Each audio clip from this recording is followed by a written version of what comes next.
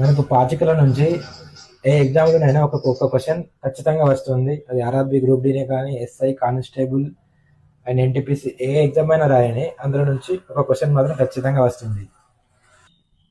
ఈ క్వశ్చన్ చూడండి. క్రింద ఇచ్చిన 4 పాచికల భంగిమల నుండి 6కి అభిముఖంగా ఉన్న అంకెను కనుగొనండి. అంటే 6కి అపోజిట్ ఉన్న అంకె ఏది? ఇప్పుడు చూడండి, ఒక పాచికను ఒకటే పాచికను 4 సార్లు వేయడం జరిగింది. అంటే ఒకటే పాచిక 4 టైమ్స్ వేస్తే ఈ నెంబర్స్ అనేవి కనబడ్డాయి.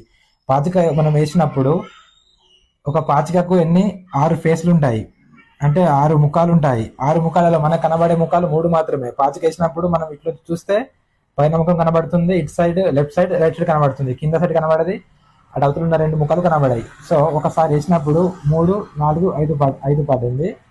మళ్ళీ ఇంకోసారి వేసినప్పుడు 4, 2, 5 పడింది. ఇప్పుడు 2 పాచికలను అబ్జర్వ్ చేయండి.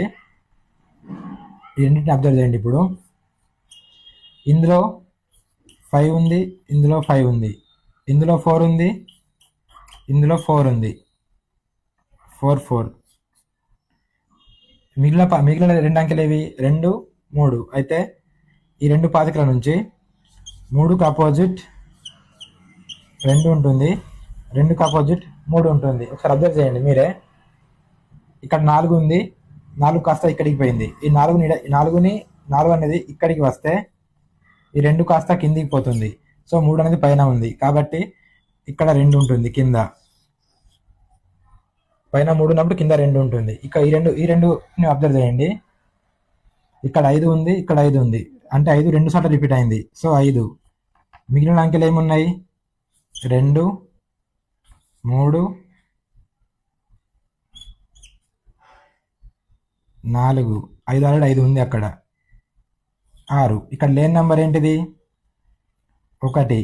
అంటే 5కి అపోజిట్ 1 ఉంటుంది, 1కి అపోజిట్ 5 ఉంటుంది. ఇక మిగిలిన నెంబర్ ఏంది? 6, 4.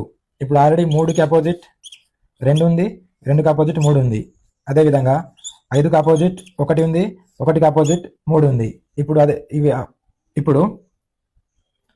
6కి అపోజిట్ 4 ఉంటుంది, 4కి అపోజిట్ 6 ఉంటుంది. మన ఆన్సర్ వచ్చేసి 6కు అభిముఖంగా ఉన్న అంకె ఇది అంటే 4.